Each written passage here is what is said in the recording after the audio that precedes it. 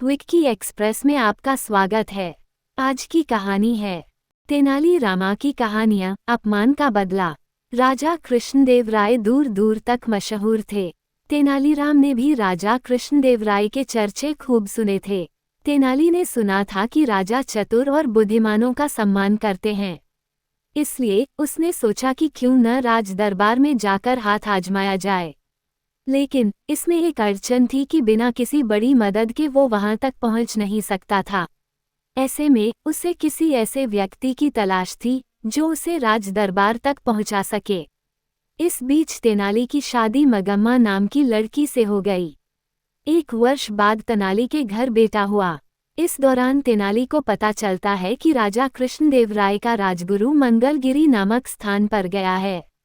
तेनाली वहां पहुंच जाता है और राजगुरु की खूब सेवा करता है और उन्हें महाराज से मिलने की अपनी इच्छा भी बताता है। लेकिन राजगुरु था बहुत चालाक। उसने बड़े बड़े वादे रामलिंग यानी तेनालीराम से किए और उससे खूब अपनी सेवा करवाई। इस बीच राजगुरु ने सोचा कि अगर कोई चतुर इंसान राज दरबार में आ गया तो उसका सम्मान घट जाएगा। इसलिए राजगुरु ने रामलिंग से कहा कि मुझे जब भी सही मौका दिखेगा मैं तुम्हारी मुलाकात महाराज से करवा दूंगा। इसके बाद क्या था, तेनालीराम राजगुरु के बुलावे का इंतजार करने लगा, लेकिन कई दिनों तक कोई भी खबर नहीं आई। इस बात पर कई लोग रामलिंग का मजाक उड़ाने लगे और कहते कि भाई रामलिंग, विजयनगर जाने की तैयारी कर ली। इस बात पर तेनाली कहता कि उचित समय आने पर सब हो जाएगा। लेकिन धीरे धीरे रामलिंग का राजगुरु पर विश्वास उठ गया और उसने खुद ही विजयनगर जाने का फैसला किया। वो अपनी मां और पत्नी के साथ विजयनगर के लिए रवाना हो गया। यात्रा के दौरान किसी भी तरह की परेशानी आती तो रामलिंग राजगुरु का नाम ले लेता। रामलिंग ने अपनी मां से कहा कि व्यक्ति जैसा भी हो लेकिन नाम ऊंचा हो तो सभी काम हो जाते हैं, इसलिए मुझे अपना नाम बदलना होगा। महाराज कृष्णदेव राय के प्रति अपना सम्मान प्रकट करने के लिए मैं भी अपने नाम के साथ कृष्ण लगाऊंगा। इस बात पर तेनाली की मां ने कहा कि बेटा, मेरे लिए तो दोनों नाम बराबर हैं। मैं तुझे राम बुलाती थी और आगे भी इसी नाम से बुलाऊंगी। 4 महीने की यात्रा के बाद आखिरकार तेनालीराम विजयनगर पहुंच जाता है। उसे राज्य की चमक दमक देखकर बड़ा अच्छा लगा। बड़े बड़े घर, साफ सड़कें और बाजार को देखकर वो दंग रह गया। इसके बाद वहां कुछ दिन ठहरने के लिए उसने वहां के किसी परिवार से प्रार्थना की। फिर वो अकेला राजमहल की ओर निकल पड़ा। वहां पहुंचकर उसने एक सेवन के हाथों राजगुरु तक संदेश भिजवाया कि तेनाली गांव से राम आया है। लेकिन सेवक ने वापस आकर बताया कि राजगुरु इस नाम के किसी भी व्यक्ति को नहीं जानते हैं। ये बात सुनकर रामलिंग को गुस्सा आया और वो सीधा राजगुरु से मिलने अंदर चल गया। अंदर पहुंचकर उसने राजगुरु से कहा कि मैं रामलिंग मंगलगिरी में आपकी सेवा की थी। लेकिन राजगुरु ने जानबूझकर उसे पहचाने से इनकार कर दिया। राजगुरु ने रामलिंग को धक्के देकर वहां से निकलवा दिया। ये देख वहां मौजूद सभी लोग तेनाली पर हंसने लगे।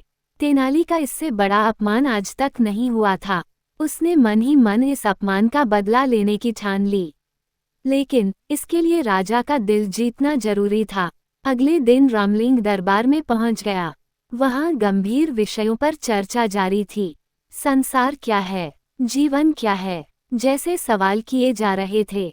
वहां मौजूद एक पंडित ने अपने जवाब में कहा कि संसार कुछ नहीं बल्कि एक छलावा है। हम जो भी देखते हैं या खाते हैं वो बस विचार है। सच में ऐसा कुछ होता ही नहीं है, लेकिन हमें लगता है कि ऐसा होता है। इस पर तेनालीराम ने पूछा कि क्या सच में ऐसा होता है? उस पंडित ने कहा, ये बात शास्त्रों में लिखी हुई है और शास्त्र गलत नहीं होते।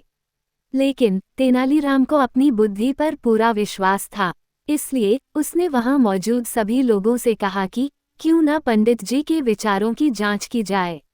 महाराज की तरफ से आज दावत का आयोजन है। हम सब खूब खाएंगे, लेकिन पंडित जी कुछ नहीं खाएंगे।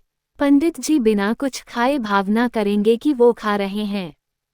तेनालीराम की इस बात पर वहां मौजूद सभी लोग हंसने लगे। पंडित जी शर्म से पानी पानी हो गए। महाराज भी रामलिंग से बहुत खुश हुए और उसे स्वर्ण मुद्राएं भेंट की। इसके बाद राजा कृष्णदेव राय ने तेनालीराम को राजविदूषक का पद दे दिया। वहां मौजूद सभी लोगों ने महाराज के फैसले का स्वागत किया। फैसले की प्रशंसा करने वालों में राजगुरु भी था।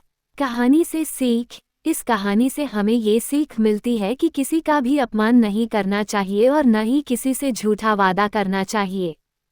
सुनने के लिए धन्यवाद। मेरा चैनल सब्सक्राइब करें, लाइक और शेयर भी करें। धन्यवाद।